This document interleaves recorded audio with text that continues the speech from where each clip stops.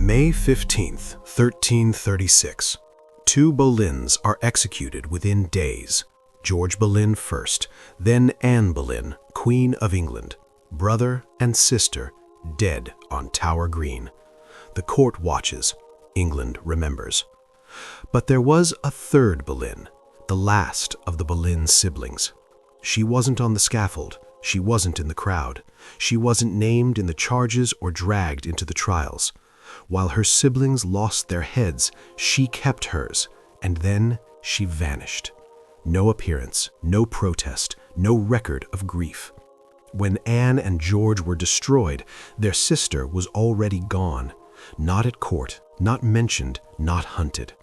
It's as if she stepped out of history at the exact moment her family fell. And that's what makes her dangerous to forget. Where did Mary Boleyn go? Why does no one talk about her after this moment? Was she really the woman Henry VIII loved most? And why was the king so invested in her well-being that he forced her own father to give her regular money? She survived the Boleyn collapse. The question is how and why. Welcome back to History Untold. I'm Alex, and together we'll uncover the hidden secrets of the past. If these untold stories speak to you, hit the like button and join our family. Let's step into the past together. Here's the strange part about Mary Boleyn. Her life is hidden from us, and that's not an accident. Henry VIII tried to erase her sister from history. After Anne Boleyn's execution, many of her portraits were destroyed, her emblems were ripped down, her name became dangerous to speak. And yet, we still know Anne. We have her speeches, we have her letters, we have diplomatic reports written by men who studied her face and described her expressions. We even know what she wore on the scaffold the morning she died. But Mary? Mary simply faded. We don't even know what she looked like. There is a portrait at Hever Castle long believed to be her. A woman with pale skin, hazel eyes, wearing ermine. Historian Alison Weir argues the fur suggests high rank, too high for Mary at that time. But researcher Susan Higginbotham points out that wives of esquires of the body were permitted to wear ermine. Mary's first husband, William Carey, was an esquire of the body. So it could be her, or it might not. There are 6 nearly identical versions of the portrait. None are confirmed. There's another possibility. A miniature painted by Lucas Hornbout, a Flemish artist who worked for Henry VIII. The miniature has been identified in the past as both Catherine of Aragon and Jane Seymour. Now, some historians suggest it could be Mary Boleyn. Again, no certainty. Only one letter survives in Mary's own hand. Just one. This was not an ordinary woman. She was the sister of a queen, the daughter of a powerful diplomat, possibly the mother of the king's children. So how does someone that close to the center of Tudor power leave almost no trace? To understand why Mary disappears, we have to go back. Before Anne became queen, before George was executed, before the Boleyn family rose so high they had nowhere to go but down. You have to go back to when Mary was the one everyone noticed. Mary Boleyn was born around 1499, maybe 1500. The exact year doesn't appear in any record, which tells you something right there. She was the oldest child of Thomas Boleyn and Elizabeth Howard. But being the oldest daughter in the Boleyn family wasn't an advantage, it was a job. Thomas Boleyn was ambitious, ruthlessly so. He spoke French, Latin, and Italian fluently. He served as a diplomat for Henry VII and then Henry VIII. He knew how courts worked, how alliances were built, how families rose to power, and he had 3 children to use as pieces in that game: Mary, Anne, and George. Elizabeth Howard, their mother, came from one of the most powerful families in England. The Howards were nobility. They had land, titles, and connections. But Elizabeth herself remains a shadow. We don't know what kind of mother she was. We don't know if she agreed with her husband's plans or simply accepted them. What we do know is this: she watched all three of her children destroyed by the ambition she helped create. Mary grew up at Hever Castle in Kent with her siblings. Were they close? Probably. They were raised together, educated together, trained together for the same purpose: to marry well, to serve the family's rise. Anne was clever, sharp-tongued, musical. George was charming, witty, and dangerous. And Mary? We don't know what made her different, but something did. In 1514, when Mary was around 14 or 15, Thomas Bolyn sent her to France. Not Anne, Mary. She joined the household of Mary Tudor, Henry VIII's younger sister, who was being shipped off to marry King Louis XII of France. It was a prestigious position, a chance to learn French manners, make connections, and catch the eye of someone important. But here's the thing: Louis XII died after just 3 months of marriage. Most of the English attendants came home. Mary didn't. She stayed in France and transferred to the household of Queen Claude, the wife of the new king, Francis I. She remained there for 7 years. 7 years at the French court, surrounded by wealth, intrigue, and men who saw young women as opportunities. And that's where the rumors started. Decades later, a French writer named Brantôme claimed Francis I called Mary a great prostitute and the English mare because so many men had ridden her. The insult was designed to stick, and it did. But Brantôme wasn't even born when Mary was in France. He got dates wrong, confused her with Anne, and filled his books with sexual gossip meant to entertain, not inform. Most historians dismiss him entirely, but the damage was done. In Tudor times, attacking a woman's virtue destroyed her. It didn't matter if it was true, the accusation alone was enough. And for Mary, those rumors followed her back to England. But the rumor about Henry VIII is different. Mary returned to England around 1521 or 1522. She married William Carey in February 1520, though some historians place it in 1521. William Carey was a gentleman of the King's Privy Chamber, close to Henry VIII. The king himself attended their wedding, and shortly after, Mary Boleyn became the king's mistress. We don't know exactly when the affair started. We don't know how long it lasted, but we know it happened. Several sources confirm it.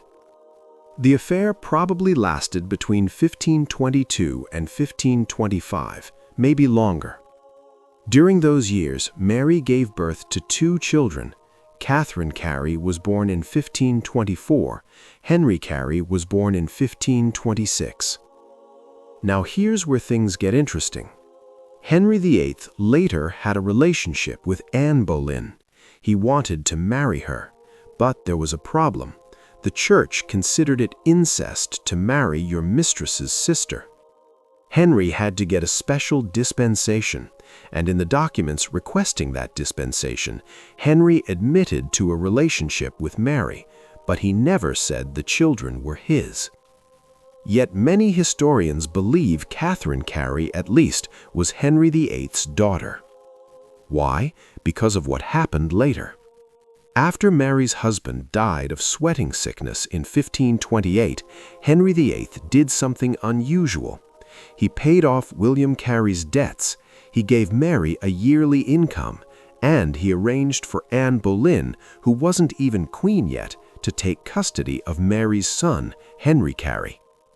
Anne made sure the boy was educated with the sons of nobles, taught by French scholars. That kind of attention wasn't normal for the son of a minor gentleman. And later, when Elizabeth I became queen, she showered honors on Henry Carey. She made him Baron Hunsdon, a privy councillor, Lord Chamberlain. She gave him military commands, estates, and power. He became one of the most trusted men in her government. Why would Elizabeth elevate her mother's nephew to such heights unless there was something more to him, unless he was actually her half-brother? But here's what no one talks about. Henry VIII never acknowledged Catherine or Henry Carey as his children. He had acknowledged his illegitimate son, Henry Fitzroy. He was raised as a prince, but the Carey children got nothing like that. So what does that tell us? Either Henry truly didn't believe they were his, or Mary refused to let him claim them. And if Mary refused, if she kept that knowledge quiet, it raises a darker question. What else did she keep quiet about? What did Mary Boleyn know that made the king watch her so carefully? September 1534, Mary Boleyn appeared at court. She hadn't been seen there in years. When she arrived, she was visibly pregnant, and she had news. She had married in secret. Her new husband was William Stafford, a soldier, a nobody by court standards. No title, no lands, no fortune, just a younger son of a minor family. And Mary had married him without asking permission, without telling her father, without consulting her sister, the Queen of England. The reaction was swift. Anne Boleyn was furious.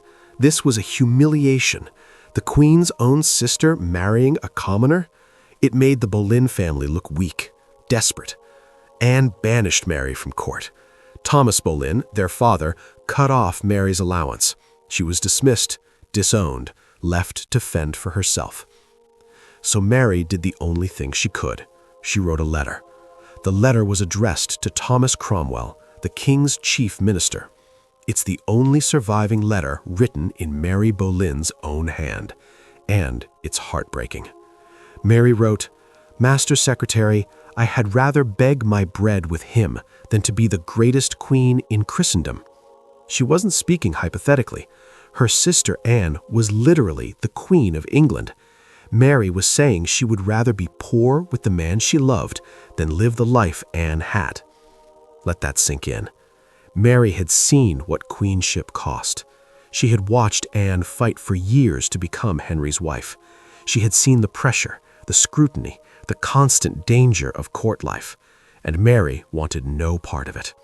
She continued in her letter, "I saw so much honesty in him that I loved him as well as he did me, and was in bondage, and glad I was to be at liberty." Bondage, that's the word she used. Mary Boleyn felt like she had been in bondage, at court, under her father's control, trapped in the expectations of her family's ambition. Marrying William Stafford freed her. But there's more. Mary admitted in the letter that she knew marrying Stafford would anger everyone. She wrote, "Love overcame reason." She said, "I might have had a greater man of birth and a higher, but I assure you I could never have had one that should have loved me so well." The letter was careful, soft on the surface, respectful in every line. Mary asked Thomas Cromwell to speak to the king and the queen for her. She wanted her allowance restored. She wanted to be welcomed back into the family's favor. Every word was polite, every sentence measured. But beneath that calm tone, there was iron. Mary had made her choice. She married for love, a common man, and she did not apologize for it. And here's something important. It seems that Henry VIII himself later told Mary's father to restore her allowance. That matters. It suggests the king had not turned against her completely. In fact, it hints that he still cared for her in some way. After all, Mary had once been his mistress. He had known her before he ever looked twice at Anne. So if King was with her, why did she leave court? Mary left in September 1534. She vanished from the center of power. No more appearances, no letters, no reports. It's as if she stepped out of the light on purpose. Less than 2 years later, everything collapsed. In May 1536, Anne Boleyn and her brother George Boleyn were arrested. The accusations were explosive: adultery, incest, treason. Most historians agree the charges were false. They were tools, a way to remove Anne so Henry could marry Jane Seymour. The trials were swift. The verdicts were certain. Both Anne and George were executed. But where was Mary? Did she know what was happening? Did she hear the news? Did anyone tell her that her sister and brother were dead? Was it luck that saved her? Or had Mary already learned the hardest lesson of Tudor politics, that survival meant staying invisible? There's a pattern in the Tudor court. Get too close to the king, and you die. Anne Boleyn, Catherine Howard, Thomas Cromwell, Thomas More, Cardinal Wolsey, George Boleyn, Lady Rochford, brilliant, ambitious people who rose high and fell fast. The court was gilded but lethal. And yet, Mary Boleyn walked away. She survived. After her secret marriage to William Stafford, Mary disappears from the records for years. Some historians think Stafford took her to Calais, where he served under Lord Lisle. Calais was English territory at the time, a military outpost across the Channel. It was far enough from London to feel safe, but close enough to hear news if you wanted to. Others think the couple stayed in England, perhaps with Stafford's family in Hertfordshire. They wouldn't have gone to Hever Castle. Thomas Boleyn made it clear that Mary wasn't welcome. She had embarrassed the family. She had married beneath her station. In his eyes, she had thrown away her future. But maybe Mary saw it differently. Maybe she understood something her father and sister never did. The closer you were to the throne, the less control you had over your own life. Being Anne Boleyn's sister could be deadlier than being nobody at all. After leaving court, Mary vanished into a quieter world with William Stafford. They had 2 children, a daughter, Anne, and a son, Edward. Her older children from her first marriage to William Carey, Catherine and Henry, grew up at court, later serving Queen Elizabeth I. Mary, meanwhile, was gone from royal circles, out of the king's eye. Life was modest, simple, yet Mary never regretted it. She raised her family, managed her estate, and lived on her own terms, quiet, invisible, and most importantly, alive. The missing grave of Mary Boleyn. When you visit the grave of Anne Boleyn, you go to the chapel of St. Peter ad Vincula, inside the Tower of London. Her body was buried there in an arrow chest after her execution. It's not a grand tomb, but it's marked. You can stand there and know that's where she rests. When you visit the grave of George Boleyn, you go to the same chapel, brother and sister, buried in the same place where they died. When you visit the grave of Thomas Boleyn, you can find him at St. Peter's Church in Hever. There's a brass memorial. You can read his titles, see his heraldry. But when you try to find Mary Boleyn's grave, you hit a wall, because no one knows where it is. The most obvious place would be St. Andrew's Church in Rochford, near Rochford Hall. The church was built by Mary's great-grandfather when he took possession of the estate. It's a beautiful building, red Tudor brick, with the Boteler family arms displayed on the tower. If Mary died at Rochford Hall, it would make sense to bury her at the family church. But according to local historians, she's not there. Maurice Draper, who studied the church extensively, stated clearly that Mary Boleyn was not buried at St. Andrew's. If she had been, there would be a record. Tudor burials, especially of someone with Mary's family connections, were documented. Churches kept registers. Families marked graves. Something would remain. There's nothing. So if not Rochford, where? Some historians suggest St. George's Chapel at Windsor. It's possible. Windsor had royal connections, and Mary's children were raised in circles close to the throne. But St. George's Chapel has detailed burial records. They list everyone interred there. Mary Boleyn is not among them. Another possibility is Westminster Abbey, specifically the Carey family vault. Mary's first husband was William Carey. Her son Henry Carey became Baron Hunsdon and was eventually buried at Westminster. Could Mary have been placed there too? Again, no. The Carey vault records exist. Mary's name doesn't appear. There's a third option, one that's less documented but emotionally compelling. Lambeth Church in London, where Mary's mother, Elizabeth Howard, was buried. Daughters were sometimes interred with their mothers, especially if they had been estranged from the rest of the family. Mary and her mother might have shared that final bond, but once again, no records confirm it. And then there's the legend, a church called St. Mary's in Chilton Foliot, a small village in Wiltshire. The church dates back to the 13th century. It has connections to both the Carey family and the Stafford family. William Carey, Mary's first husband, was likely born nearby. There's a manor house, now lost, where the Carey family once lived. And inside St. Mary's Church, there's a piece of stained glass. It shows a bird, a falcon, and the design is strikingly similar to the Bolyn falcon, the family symbol. Could that be Mary's marker? Could she have asked to be buried there, in a quiet village far from the court, far from London, in a place tied to her first husband's family? It would make sense. Mary spent her life trying to escape the Bolyn legacy.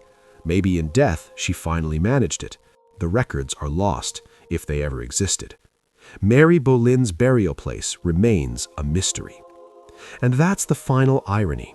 Mary survived. She outlived Anne, George, her father, and even Henry VIII, who died in 1547. She married for love twice. She raised her children. She inherited her family's lands. She did everything right to stay alive in the most dangerous period of English history. But in the end, history forgot her anyway. Mary might have disappeared, but her children didn't. Catherine Carey, Mary's daughter, married Sir Francis Knollys, a close ally of the Protestant cause. She became a lady of the bedchamber to Elizabeth I and remained one of the Queen's most trusted attendants for decades. Catherine died in 1568, and Elizabeth herself mourned her deeply. The Queen rarely showed public grief, but for Catherine Carey she did. Why? If Catherine was just the daughter of a minor noblewoman, why would Elizabeth care so much? Unless Catherine was more than a cousin. Unless she was a half-sister. Henry Carey, Mary's son, rose even higher. He became Baron Hunsdon in 1559, just 1 year after Elizabeth took the throne. He was made a Knight of the Garter, a Privy Councillor, Lord Chamberlain of the household. He led Elizabeth's forces against the Northern Rebellion in 1569. He was appointed Warden of the East March, responsible for defending England's border with Scotland. In 1585, he was named Lord Chamberlain, one of the highest offices in the realm. Elizabeth trusted him with everything: military command, border security, court management.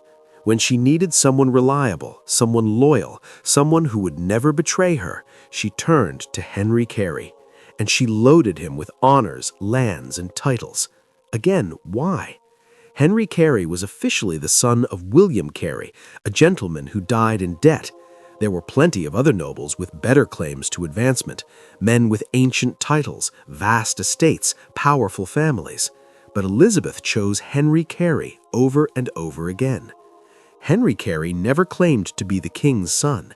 He never pushed for recognition. He served Elizabeth loyally until his death in 1596. He was 70 years old. He had outlived nearly everyone from his mother's generation, and when he died, Elizabeth lost one of the last people who connected her to Anne Boleyn, to the family that had raised her mother to queenship and then been destroyed for it. But here's the part that gets overlooked. Henry and Catherine Carey knew their mother's story, how Mary had been the king's mistress, cut off from court, left to survive on her own. And yet they thrived, rising to influence. Did they resent her fate? Did they visit her grave? We don't know.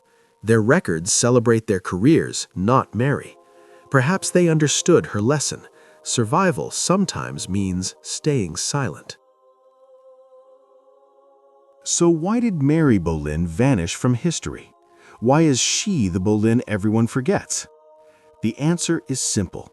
She chose to disappear. Mary made a decision in 1534 when she married William Stafford. She chose love over power, freedom over status, a quiet life over Henry VIII's deadly court. That choice saved her, but it erased her. Because in Tudor England, women who didn't stay at court, who didn't marry powerful men or fight for influence, weren't remembered. Mary deliberately made herself invisible. Think about what she gave up. She could have stayed at court after her affair with Henry VIII ended. She could have leveraged her position as the king's former mistress to gain favors, arrange powerful marriages for her children, and build alliances. Other women did. Bessie Blount, who bore Henry Fitzroy, was given estates and married off to a nobleman.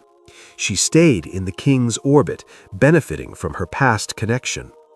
Mary didn't. After William Carey died, she could have accepted another arranged marriage to someone wealthy and influential. Anne, as queen, could have orchestrated it. Thomas Bolyn certainly would have wanted it. But Mary chose William Stafford, a man with nothing to offer but love. And that decision cut her off from everything. She lost her allowance. She lost her family's support. She lost access to court. She lost her place in the social hierarchy. She became, by the standards of her time, nobody. And that's why she survived.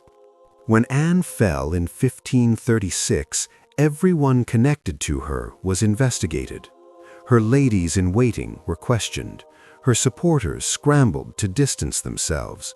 Her brother was arrested and executed. But Mary? Mary wasn't there. She had no power to threaten anyone. She was irrelevant. And in that moment, irrelevance was the safest place to be. She lived quietly, raised children, survived her family's destruction, inherited Rochford Hall briefly, and died peacefully. No scaffold, no trial, no scandal. History forgot her because she left no letters, no dramatic death, no public humiliation. That's a rare ending for anyone connected to Henry VIII, and it came because Mary was willing to give up everything, the palaces, the court, the power, to live a quiet, ordinary life. But Mary Boleyn wasn't ordinary. She knew Henry VIII before he became a tyrant. She bore risk, survived tragedy, and chose love over power, twice. That's extraordinary. And she did it quietly, invisibly, wisely. Mary Boleyn disappeared because she wanted to, and because she had to. And maybe, in the end, that was the smartest thing any of the Boleyns ever did. So we return to the questions we started with. Where did Mary go? Why does no one talk about her? Was she the one Henry VIII actually loved?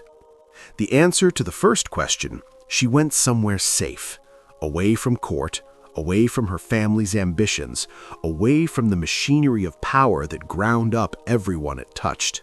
The answer to the second question, no one talks about her because she made sure they couldn't. No letters, no confirmed portraits, no tomb. She erased herself so completely that 500 years later, we're still searching for her. And the third question, was she the one Henry truly loved? Maybe. Henry certainly cared what happened to her. He paid her husband's debts. He forced her father to support her. He watched over her children. That's more than duty. That's more than political calculation. But love? With Henry VIII, love was always tangled up with power, possession, and control. Whatever he felt for Mary, it wasn't enough to keep him from moving on to Anne. It wasn't enough to stop him from executing her sister. Maybe Mary understood that. Maybe that's why she chose William Stafford, because love without power games, without danger, without the weight of a kingdom pressing down on it, was the only kind of love worth having. Mary Boleyn kept her head by losing everything else, and maybe, just maybe, she thought that was a fair trade. If you had to choose, would you rather be Anne Boleyn, remembered forever but executed at 35, or Mary Boleyn, forgotten by history but dying peacefully in your bed? Let me know in the comments. And if you enjoyed uncovering Mary Boleyn's hidden story, make sure you hit that subscribe button. There are so many forgotten figures in history who deserve to be remembered, and I'll keep bringing them to you. Want to discover another mystery from history? Check out this video on the screen now. Thanks for watching, and I'll see you in the next one.